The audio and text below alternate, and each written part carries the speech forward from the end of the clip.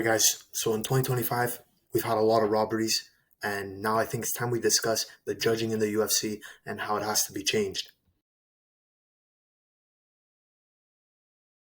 Now, post UFC 313, we saw a big robbery in Francis Marshall losing to Mayron Santos. Now, that shouldn't happen in the sport, as Francis Marshall dominated on the feet and on the ground. But let's just talk about the grappling here.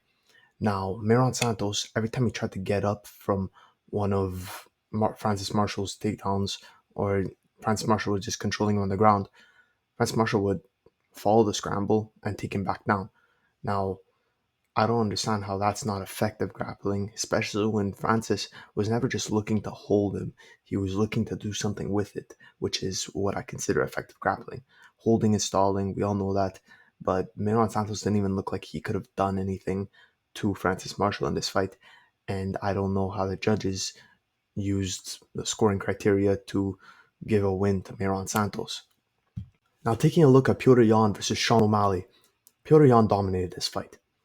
He did more on the ground and he controlled the pace of the fight. I mean, he was constantly on the front foot. O'Malley, he landed one big shot and he landed a cut. He got a cut on Petr Yan. Now, I'm guessing the judges were judging this based off damage. Uh, Now, he got a cut, so what? Petr Yan power slammed Sean O'Malley to the ground. He controlled him on the ground.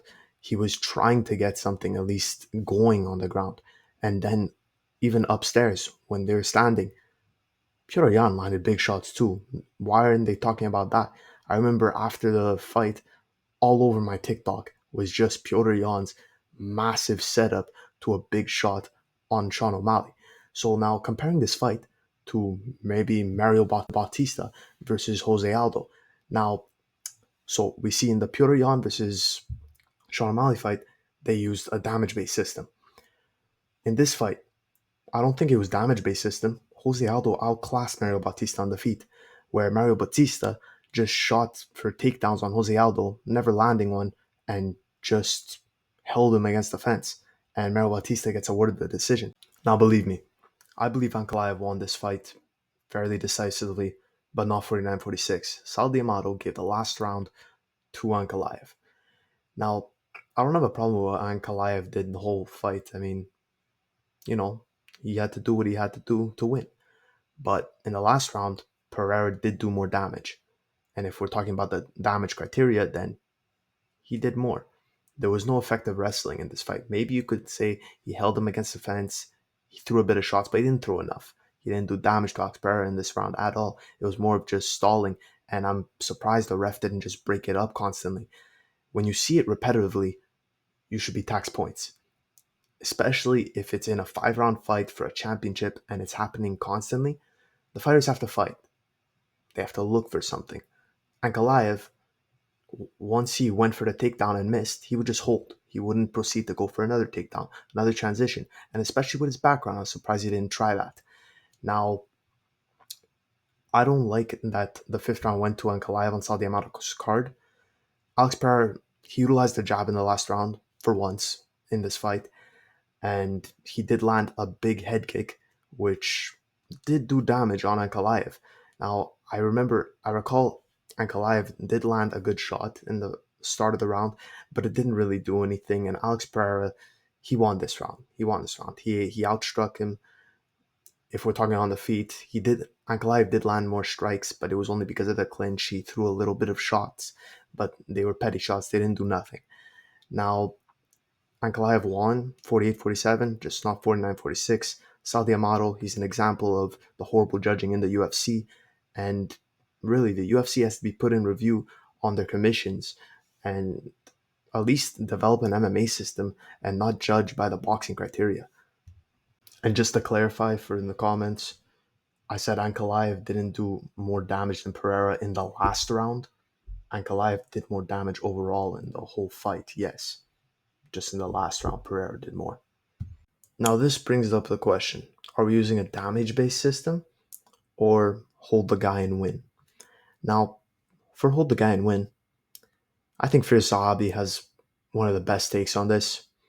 Obviously, he's an amazing mind in MMA, but he said that the 10-minute pride rounds he loved. because these people that you see holding people, against the fence, the 10-minute round gives them time to actually do something with it. Now, not everybody can be as effective as the other, Some people, when they go for a takedown, they get it instantly because they're just that good. Other people, sometimes you have to hold, you have to wear the guy out and then proceed to transition, take them down. But I think the 10-minute round would solve this. But I don't see the UFC ever doing a 10-minute round. I always see it being, 5 by 5, 3 by 5, yes. So that brings up the damage based system. I agree with the damage based system. I don't agree with the way O'Malley's card was still scored. I mean, he landed one cut, one big shot, guys. I believe the damage based system should be more who gets the more significant strikes, but not just significant strikes, just the more effectiveness. See, Piotr Jan, he was dominating the striking round. He was constantly on the front foot, pressuring O'Malley, landing to be at the better of the exchanges, and it just didn't look good for O'Malley, especially that he was getting also taken down and everything. But yeah, guys, damage based system, that's where it's at. If you're gonna wrestle with the guy, if you're holding the guy against the fence for 30 seconds or more, you should be given a warning that after those 30 seconds, Bert MMA had posted on Instagram, you should be given half a point deduction. And then after that, I think it's a point deduction every time or half a point deduction every time it happens. I agree with that, frankly, because it just makes it more interesting fight, especially versus Alex Pereira and Ankalaev. There shouldn't have been holding against the fence. It's a title fight, guys. If you're going to hold against the fence, look for the transition constantly. Apply pressure for the takedown constantly while you're in that transition. You don't just hold and hold. You hold and look for a transition. That's the way wrestling should be judged in the UFC. So, do I think you should hold the guy and win? No. Do I think you should hit the guy one time and it does a lot of damage and you could cruise the rest of the fight? No. You have to constantly be doing something in the fight, and that's what I think grants the win.